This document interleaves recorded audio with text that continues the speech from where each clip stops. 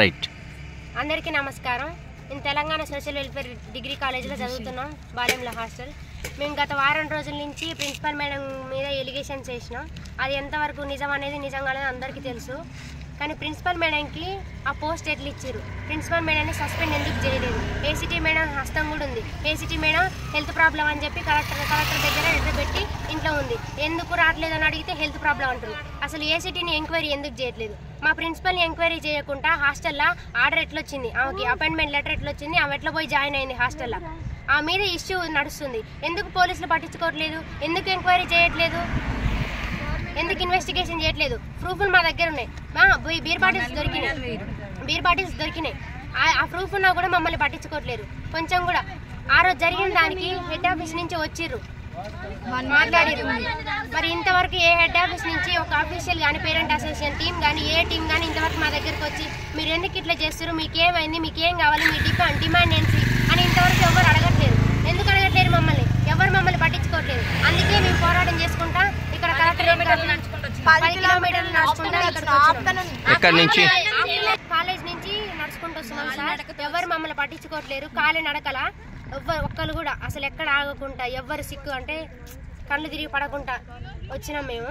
ఇప్పుడన్నా ఇక్కడ కలెక్టరేట్ దగ్గర మాకు న్యాయం జరుగుద్దా జరగదా అని చూస్తాం. ఇక్కడ న్యాయం జరగకపోతే సెక్రటరీ దింపుతాం, చీఫ్ మినిస్టర్ రేవంత్ రెడ్డినే దింపుతాం. అంటే సస్పెండ్ చేయాలి. మా ప్రాబ్లమ్స్ సెక్రటరీ దగ్గర చెప్పడానికి 4 మేడమ్స్ వెళ్ళిర్రు.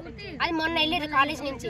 వెళ్ళిన వాళ్ళు వెళ్ళినట్టే ఉన్నారు. మేడం వాళ్ళని కూడా అంటే లోపలికి రాని ఎట్లా వాళ్ళకి అపాయింట్మెంట్ ఇవ్వలేరు. ఎందుకు ఇవ్వలేరు వాళ్ళని?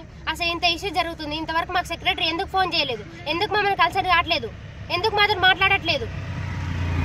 యాక్షన్ తీసుకుంటుందా తీసుకోదా?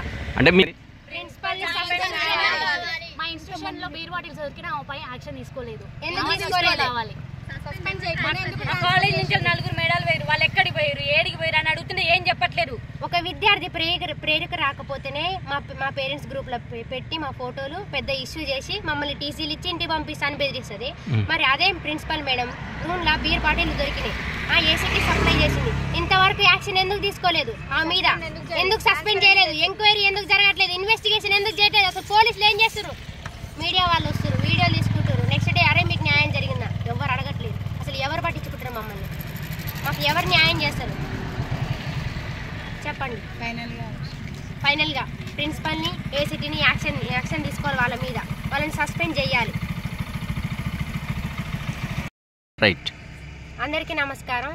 నేను తెలంగాణ సోషల్ వెల్ఫేర్ డిగ్రీ కాలేజీలో చదువుతున్నాం, బాలెంల హాస్టల్. మేము గత వారం రోజుల నుంచి ప్రిన్సిపల్ మేడం మీద ఎలిగేషన్స్ చేసినాం. అది ఎంతవరకు నిజం అనేది నిజంగానే అందరికీ తెలుసు. కానీ ప్రిన్సిపల్ మేడంకి ఆ పోస్ట్ ఎట్లా ఇచ్చారు, ప్రిన్సిపల్ మేడంని సస్పెండ్ ఎందుకు చేయలేదు? ఏసీటీ మేడం హస్తం కూడా ఉంది. ఏసీటీ మేడం హెల్త్ ప్రాబ్లం అని చెప్పి కలెక్టర్ దగ్గర లెటర్ పెట్టి ఇంట్లో ఉంది. ఎందుకు రావట్లేదని అడిగితే హెల్త్ ప్రాబ్లం అంటారు. అసలు ఏసీటీని ఎంక్వైరీ ఎందుకు చేయట్లేదు?